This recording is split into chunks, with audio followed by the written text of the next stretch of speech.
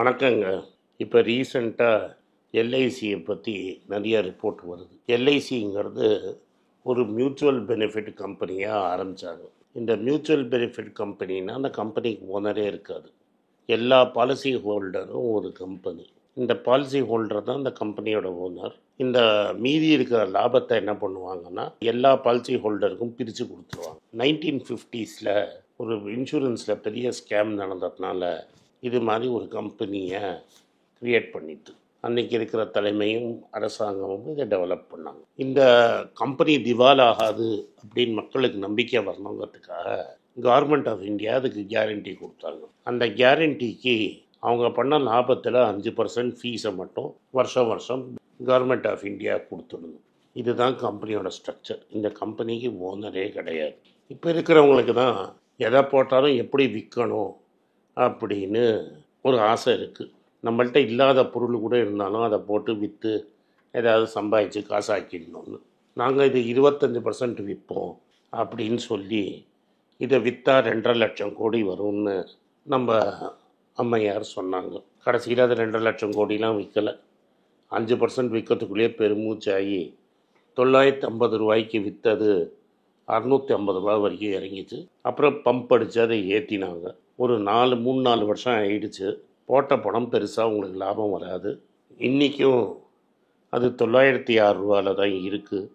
பெருசாக லாபம் சம்பாதிக்கல. இந்த கம்பெனியை பப்ளிக் ஆக்கிறதுக்கு என்ன பண்ணாங்கன்னா பார்லிமெண்ட்டில் இதை பற்றி ஃபுல்லாக பேசினா மக்களுக்கு உண்மை ஃபுல்லாக தெரிஞ்சிரும்னு அப்படியே அந்த மணி பில் பட்ஜெட்டோடு அட்டாச் பண்ணி அதை அப்படியே பாஸ் பண்ணிட்டாங்க.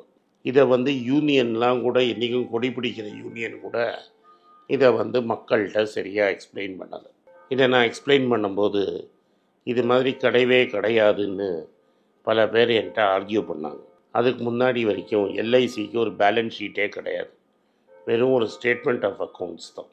இதை பாஸ் பண்ணி மக்கள் பணத்தை அப்படியே கவர்மெண்ட்டு நாங்கள் ஓனர் அப்படின்னு சொல்லி ட்ரான்ஸ்ஃபர் பண்ணிக்கிட்டாங்க.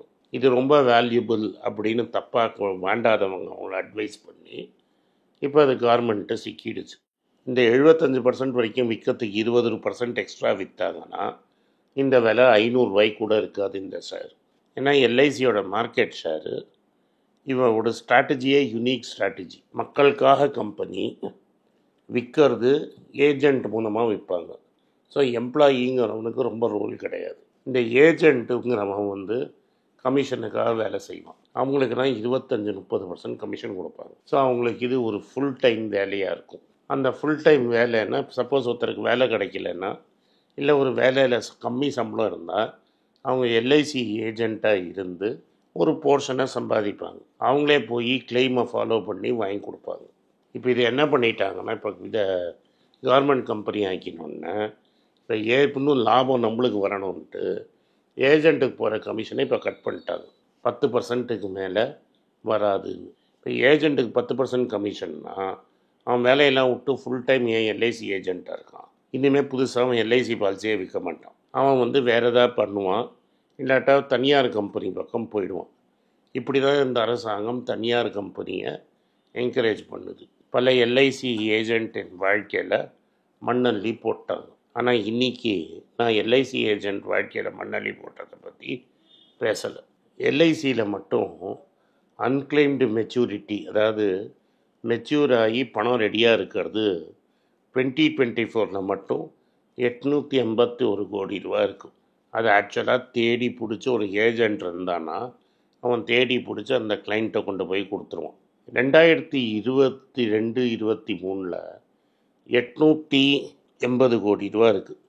ஒரு வருஷத்துக்கு 880 கோடி ரூபா, 851 கோடி ரூபா. அப்போ 5 வருஷத்தில் 4000 கோடி மக்கள் ப்ரீமியம் கட்டின பணத்தை இந்த எல்ஐசிங்கிறது அட்டையை போட்டுடுச்சு. எல்ஐசியோட 95% ஓனர் கவர்மெண்ட் ஆஃப் இந்தியா. அப்போ இன்டைரக்டாக வருமானம் இல்லைன்னு கவர்மெண்ட்டு அட்டையை போட்டுடுச்சு. இது 2024 3,72,282 பாலிசி ஹோல்டருக்கு பணத்தை கொடுக்கல. இந்த டீட்டெயில்ஸ் எல்லாம் வந்திருக்கு. இந்த டீட்டெயில்ஸை நான் சைடில் போடுறேன். ஏன்னா இவன் காங்கிரஸ்காரன், இவன் இஷ்டத்துக்கு சொன்னதை போடுவான் அப்படின்னு வந்துருச்சு. 10 பேர் இறந்து போனவங்களுக்கு 14 லட்ச ரூபா கட்ட வேண்டிய பணத்தை 2023-24 கொடுக்கல. இப்போ நான் கோர்ட்டுக்கு கேஸுக்கு போன்னு சொன்னேன்னா எப்படி இது வரும்? ஒரு எக்ஸாம்பிள் சொல்கிறேன். எப்படி எல்ஐசி அம்மையாரின் ஆட்சியில் கவர்மெண்ட் கம்பெனி ஆன அப்புறம் எப்படி வேலை செய்யுது அப்படின்னு பாருங்கள். தரன்தீப் சிங்னு ஒருத்தர் சண்டிகர்காரர் மறந்து போயிட்டார். அவர் 20 வருஷத்துக்கு மணி பேக் பாலிசி போட்டிருந்தார். 8 லட்ச ரூபா அஷ்யூர்டு இன்கம் அவங்க அம்மாவை சத்வீந்தர் கௌரை நாமினியாக போட்டிருந்தார். February 1, 2015 அவர் ஹார்ட் அட்டாக்ல இறந்துட்டார். 2015 யார் இருந்தாங்கன்னு உங்களுக்கே தெரியும். ஜெய்ட்லிங்கிறவர் ஃபைனான்ஸ் மினிஸ்டராக இருந்தார். அவங்க அம்மா ஒரு டெத் கிளைம் போட்டாங்க. இப்போ எல்ஐசி என்ன சொல்கிறான்னா, நீங்கள் பாலிசி லேப்ஸ் ஆகிடுச்சு, அதனால் நீங்கள் பேமெண்ட்டு கிடையாதுன்ட்டாங்க. இந்த டிஸ்பியூட் என்னென்னா ECS payment for premium collection method. ECS January month premium due on 9th January. அது 21 ஜான்வரி பவுன்ஸ் ஆயிருக்கு. இந்த 15 days கிரேஸ் பீரியட் இருக்குது. அது 24 ஜான்வரி எண்டாகுது. அதனால் உங்கள் பாலிசி லேப்ஸ் ஆயிடுச்சு. இப்போ இந்த சத்வீந்தர் கௌர் 2015 சண்டிகரில் இருக்கிற டிஸ்ட்ரிக்ட் கன்சியூமர் ஃபோரமுக்கு போகிறாங்க. இது மாதிரி கிரேஸ் பீரியட்லாம் இருக்குது, ஒரே ஒரு ப்ரீமியம் மட்டும் கட்டலை, எனக்கு காசை கட்டிடுங்கன்னு. நார்மலாக என்னென்ன மக்களுக்காக நடக்கிறதுனா, இந்த சாதாரண மனுஷன் கட்டியிருக்கான், அது வரைக்கும் ஒரு மாதம் ப்ரீமியம் கட்டலைங்கிறதுக்காக, ஒரு தவணை கட்டலைங்கிறதுக்காக நீங்கள் 8 லட்ச ரூபா காட்ட முடியாது. பேசிக்காக இந்த 8 லட்ச ரூபா ஆட்டையாக போடுறது தான் ஐடியாவே. அது என்ன பண்ணிட்டாங்க, அந்த கன்சியூமர் கோர்ட் என்ன சொல்லிட்டேன், எல்ஐசிக்கு 8 லட்ச ரூபா மரியாதையாக கொடுத்துருங்க அப்படின்ட்டார். இந்த டிஸ்ட்ரிக்ட் ஃபோரம் என்ன சொன்னாங்க, இந்த கிரேஸ் பீரியடுங்கிறது 9ஆம் தேதியிலே ஆரம்பிக்க முடியாது. நீங்கள் 21 ஜான்வரியிலேருந்து என்னைக்கு பவுன்ஸ் ஆச்சோ அன்னிலேருந்து 15 நாள் நீங்கள் கிரேஸ் பீரியட் கொடுக்கணும். அந்த 21 ஜான்வரியில் ஆரம்பித்த கிரேஸ் பீரியடு 6ஆம் தேதி போயிடுச்சு. 1ஆம் தேதியே இவர் செத்ததுனால நீங்கள் பணத்தை கொடுத்துடணும் அப்படின்னு சொன்னாங்க. சரி, இது இவங்க தெரியாமல் பண்ணிட்டாங்க.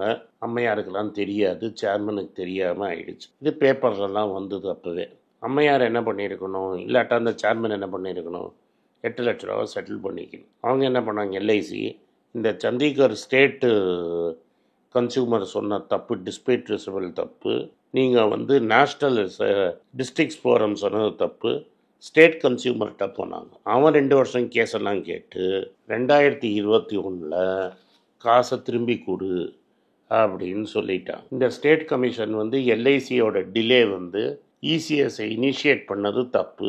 15 ஜான்வரியே பண்ணியிருக்கணும், பண்ணது தப்பு. 9ஆம் தேதியே நீங்கள் இனிஷியேட் பண்ணிட்டு தான் அவன் கட்டியிருப்பான். அதனால் 9ஆம் தேதி பணம் இருந்தது அக்கௌண்ட்டில், 15ஆம் தேதி பணம் இல்லை, உங்கள் சைட்டில் தான் தப்பு அப்படின்ட்டான். இது கிளியராக என்ன சொல்லுது, இதனால இது தப்புன்னு போயிடுச்சு. சரியா?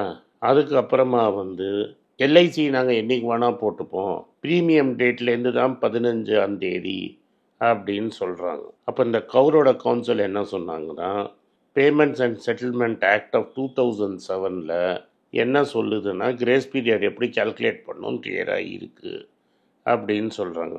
அதே மாதிரி என்சிஎல்டி நேஷ்னல் கவுன்சில் என்சிஎல்சியில் போனோன்னே இது ஸ்டேட்டும் இப்படி டிலே பண்ணின உடனே எல்ஐசி நேஷ்னல் கன்சியூமர், அதாவது டெல்லிக்கு வாங்க கேஸ் போடுங்கன்னு. சண்டிகர் நல்ல காலம் டெல்லி கிட்ட இருக்குது. இப்போ கன்னியாகுமரியில் ஒருத்தன் இது மாதிரி ஆகிட்டான்னா கன்னியாகுமரி டிஸ்ட்ரிக்ட் ரிஜெக்ட் பண்ணணும், தமிழ்நாடு சென்னையில் இருக்கு ரிஜெக்ட் பண்ணணும், நீ டெல்லிக்கு வாங்க வேண்டியது. அப்போ இவன் போய் டெல்லியில் போய் அங்கே ஒரு லாயரை பார்த்து பிடிக்கிறது எவ்வளோ கஷ்டம்னு பாருங்கள். இருக்கிற ஏழைங்க தான் எல்ஐசியில் டெல்லிக்கு போடுறாங்க. இப்போ என்சிடி 2 இடத்துல தோத்தப்புறம் அப்பவும் ஸ்டேட்டு போடாமல் என்சிஆர்டிசி என்ன பண்ணாங்க, இதெல்லாம் பார்த்து ஆமாம் வாஸ்தவம், டிஸ்ட்ரிக்ட் கோர்ட்டு சொன்னது கரெக்டு, நேஷ்னல் கோர்ட்டு சொன்னது கரெக்டு, அதனால் நீங்கள் 8 லட்ச ரூபாவை கட்டுன்னாங்க. இந்த ஒரு கேஸே நம்மளுக்கு என்ன சொல்லுதுன்னா, மக்கள் காசை அட்டையை போட்டுட்டு திரும்பி கொடுக்கறதுக்கு கவர்மெண்ட்டுக்கு மனசு இல்லை. மணி லைஃபுங்கிற ஒரு ஆர்கனைசேஷனு இவங்க மேலே போய் தப்பான பாலிசி போட்டதுக்கு சுப்ரீம் கோர்ட் வரைக்கும் கேஸ் போட்டு ஜெயிச்சிருக்கிறாங்க. மக்கள் பணத்தை ஒரு அவசரத்துக்கு யாராவது இறந்துட்டாங்கன்னா ஏதோ 50,000 1,00,000 கொடுக்கறது எல்ஐசியோட வேலை. 8,00,000 10,00,000 கொடுக்கறது வேலை. ஒரு இடத்துலையும் பணம் கொடுக்காம எப்படி ஏமாற்றலான்னு நீங்கள் பார்த்தீங்கன்னா இது என்ன விஷயம்? எல்ஐசியை ஒரு காலப்போக்கில் 91ல் மியூச்சுவல் ஃபண்டு மேனுஃபேக்சர் பண்ண ஆரம்பித்தாங்க. இப்போ என்ன சொல்கிறாருன்னா எல்ஐசியை மட்டும் விற்றது போகாது, எல்ஐசி மியூச்சுவல் ஃபண்டு 1,00,000 கோடி எங்களுக்கு ஏயுஎம் வந்தோடனே இதை எப்படி விற்று நாங்கள் பணம் பண்ணலாம் அப்படின்னு யோசிப்பாங்க. மக்களுக்காக ஆரம்பித்த ஒரு கம்பெனியில் ஃபஸ்ட்டு அது ஒரு மியூச்சுவல் பெனிஃபிட் கம்பெனியை பேக்கெட்டில் போட்டுக்கிட்டு ப்ராப்பராக பார்லிமெண்ட்டில் பேசாமல் மணி பில்லை அட்டாச் பண்ணிவிட்டு அதில் ஒரு 5% விற்று மக்கள்கிட்ட இப்படி போகும் அப்படி போகும் 5,000 போகும் 10,000 போகும்னு சொல்லி 950 விற்றுட்டு அதுலேருந்து இன்னும் அந்த லெவலுக்கே இன்னும் பணம் 2-3 வருஷம் கழிச்சு அங்கேயே இருக்குது அந்த ஸ்டாக் மார்க்கெட் ப்ரைஸு. இது மாதிரி இருக்கிற சமயத்தில் ஒரு வருஷத்துக்கு 850 கோடி ரூபாவை நீங்கள் 2 வருஷமாக டிஸ்பர்ஸ் பண்ணாமல் அமுக்கிட்டு அதுக்கப்புறம் கிளைம் பண்ணவனுக்கு நியாயமாக ஒரு 8,00,000 ரூபாவை கொடுக்குறான்னா கொடுக்காம அவனை ஒரு டிஸ்ட்ரிக்ட் கோர்ட்லேருந்து சுப்ரீம் கோர்ட் வரைக்கும் இழுக்க வேண்டியது இதுதான் நடந்துட்டு இருக்குது. இதனால தான் நம்ம சொல்கிறோம் இந்த அரசாங்கம் கார்ப்பரேட்டுகளுக்காக வேலை செய்கிற அரசாங்கம். அவங்க மேலே என்ன கேஸ் வந்தாலும் கேஸே போட மாட்டாங்க, அவங்களுக்கு வரி பணம் குறைப்பாங்க, ஆட்களை வேலையை விட்டு குறைச்சாங்கன்னா ஒன்றும் பதில் பேச மாட்டாங்க, அவங்களுக்கு இன்னும் ஈஸியாக எல்லாம் பண்ணி கொடுப்பாங்க. இந்த அரசாங்கம் உங்கள் பணத்தை பார்த்து உங்கள் பணத்தை என்ன பண்ணுறாங்கங்கிறது இந்த எக்ஸாம்பிள்லேருந்து நீங்கள் புரிஞ்சுக்கிட்டீங்க. பார்த்து இன்வெஸ்ட் பண்ணுங்கள். நன்றி, வணக்கம்.